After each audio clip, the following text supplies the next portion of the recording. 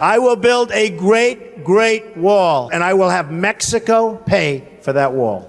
Mark my words. And of course, it never happened, because Trump is a liar and a grifter. Well, now there's a bridge from Detroit to Canada, and Canada paid for it.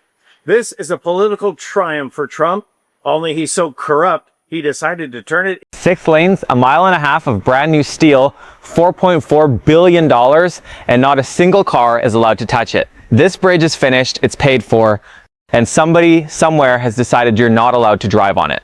The only question worth asking today is who and why won't anyone say it out loud? You've asserted, as have others, that this bridge is being held up because of campaign donations and political ties to the Trump White House. How do we know it's that and not just the unresolved trade negotiations that have been going on?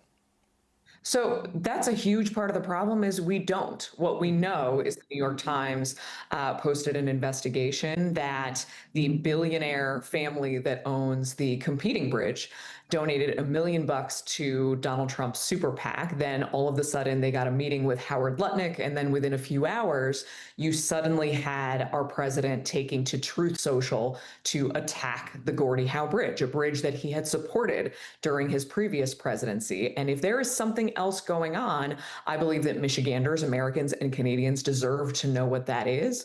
And I just believe it sets a bad precedent. You know, this bridge was more than 20 years in the making and an example of partnership, collaboration, friendship between Michigan, the United States, and Canada, with Canadians paying for the entire bridge and thousands of Michiganders working together to build it. So if there's something else going on, we need to know, but the deal was done. And I just worry that it sets a bad precedent for the United States if we are going to change already agreed upon deals. Well, look, the trade deal was done too, but here we are, right? There's all the tariffs and everything flying back and forth. But just on this, I guess whatever the motivation, because the Maroon family, which has sort of fought the creation of the Gordie Howe Bridge for the last number of decades, they are close with Howard Lutnick. And whatever the motivation, it is the constant exercise of leverage by the U.S. against Canada on all of these issues. I mean, are the people of Michigan unhappy with the Gordie Howe deal? Because it doesn't sound like it when we hear from your governor.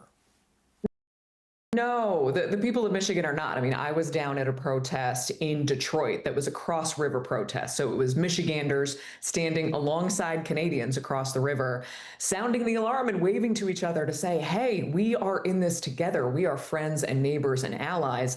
I have never met a single Michigander who believes we need more leverage against Canada. You know, for a lot of us, that is our neighbors. I live 20 minutes from the border myself, and it is deeply frustrating to so many Michiganders who've always viewed Canada as our friends, as our neighbors, as our allies here, to see this president eroding, you know, many, many years long friendships in a way that, as I consider, you know, a potential future in the U.S. Senate, I recognize there's a lot of damage to undo.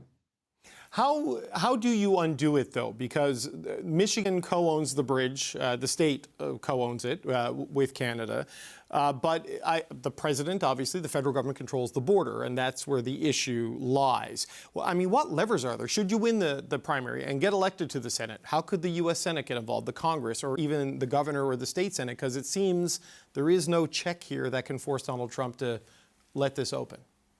And we have seen that fight consistently play out, where all of a sudden our state and local governments are at odds with the federal government. Not only with the bridge, we saw ICE, the Immigration and Customs Enforcement Agency under Trump, try to buy a warehouse in Romulus, a city downriver, and turn it into a detention facility. And we fought tooth and nail. I stood outside with protesters. The Attorney General, Dana Nessel, filed a lawsuit, and we won that. ICE canceled their plans to turn this warehouse into a detention facility. But this is not the sign of a healthy government, where you've got state and local leaders alongside citizens fighting tooth and nail against an administration that promised to create jobs and create opportunities and end wars instead of starting them. And it seems like we are starting a trade war every single week. It is driving costs here in Michigan up, and it is eroding friendships with people who should be our allies. But if there is no political check against the president's decision on this, because, you know, even you look at some of the reporting, Susie Wiles, the chief of staff, was keen to let it open, but then Lutnick intervened, and that's why the bridge is still closed. Is there a legal option? Can you take something like this through the U.S. judicial system, or does the president just have extreme liberty on this one?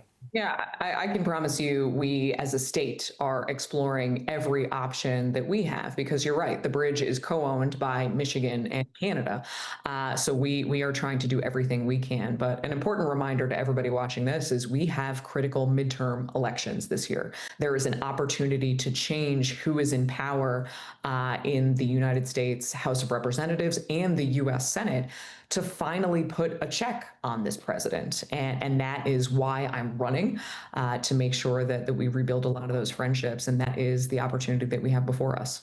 So just as a quick final point on the economic consequences of this bridge staying closed, because it's not a net loss, I suppose, to the traffic and the trade relation. It just prevents the increase and the efficiencies. How is that filtering out throughout the Michigan economy in your red, that keeping the Gordie Howe Bridge closed longer than necessary? What's the downside economically there?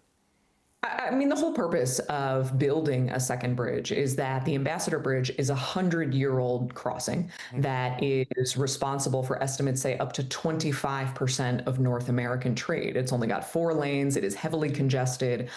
So the new bridge, the Gordie Howe Bridge, is 6 lanes. It will have lower tolls. It will increase flow between our two countries. And especially for something like the auto industry, we know that a vehicle can cross the border up to a dozen times during the process of manufacturing and assembly. So that is cost savings that will go directly into the price of a new vehicle, bringing costs down for Michiganders. And we're sitting with the thousands of workers who have built this bridge over the last, 16 plus years, who are looking at their work. The signage is up. I actually drive by it just about every single day. It's ready to go. We were supposed to have a ribbon cutting ceremony, and it just sits closed. So the economic impact is going to be vast. I mean, we saw between your country and our state the massive economic disruption when the Ambassador Bridge was blocked during protests a few years ago. We need this bridge to be open for our state's economy and for the 10 million residents of the state of Michigan, and frankly, for all Americans. That's the charge from the video that kicked this off. Strong words. So let's do something the outrage machine usually skips. Let's separate what's actually been confirmed from what's still just a theory, because the confirmed part is bad enough on its own. And after breaking ground in 2018, the Gordie Howe Bridge is now standing tall and awaiting its first travelers. But an opening date is still unclear. Thursday, the Bridge Authority issued a statement that said the U.S. and Canada are still resolving outstanding issues. But in the meantime, our Julia Avant learned the opening of the bridge could be a business boom, especially in Detroit. It's more than just a bridge. Economists tell me the Gordie Howe Bridge is the single largest point of trade in the U.S., yet no one knows when it'll be open for business. They're using the symbolism of the opening of this bridge as a mechanism for leveraging trade negotiations with Canada. Because when this bridge opens, Associate Professor of Economics at Wayne State University, Shushan Donagulian, says it will generate a higher volume of trade. With the Ambassador Bridge and the tunnel being the current passageway, the economist tells me this will alleviate the backups businesses have been seeing and try to avoid while appeasing the many employees who travel back and forth for work. Here's what nobody disputes. The bridge was done. Invitations for the ribbon cutting had gone out, and then one day before the ceremony, it was called off. The official reason? Outstanding issues. They never said what those issues are. A finished bridge, a canceled party, and a shrug. So here's the confirmed reason on the record. Trump said Canada was taking advantage of America and demanded they hand over ownership before the bridge opens. That's a trade fight, leverage in the middle of his broader war with Canada. Whether you agree or not, that part is out in the open. Now here's where it gets murkier. Follow the calendar. A billionaire family that owns the competing bridge writes $1 million check. Their bridge makes money only as long as the new one stays shut. Weeks later, they're meeting a cabinet secretary, and hours after that, the president threatens to keep the new bridge closed. Now, to be clear, nobody has proven the check bought the decision. Fact checkers call it exactly that. Suspicious timing, not a smoking gun, but you can see why people are asking. That question landed straight in the middle of one of the tightest Senate races in the country. This is McMorrow's ad. Notice her own framing. She says, gave him $1 million. That's her making the corruption case.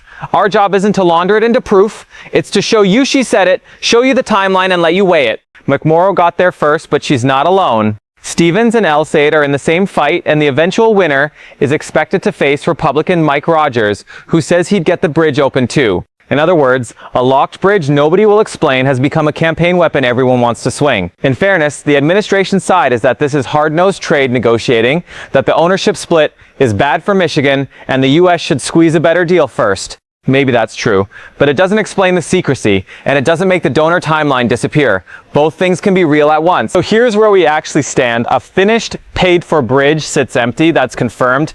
It's closed at the request of the United States, that's confirmed. The reason why is still officially a mystery, and the loudest theory follows $1 million check we can't yet prove bought anything. You don't have to pick the darkest explanation to think the public deserves a straight answer. So that's the real question, and I want yours in the comments. If the bridge is done and paid for, what possible reason is good enough to keep it locked? Tell me below, and subscribe if you want the honest version of these stories, not the spin.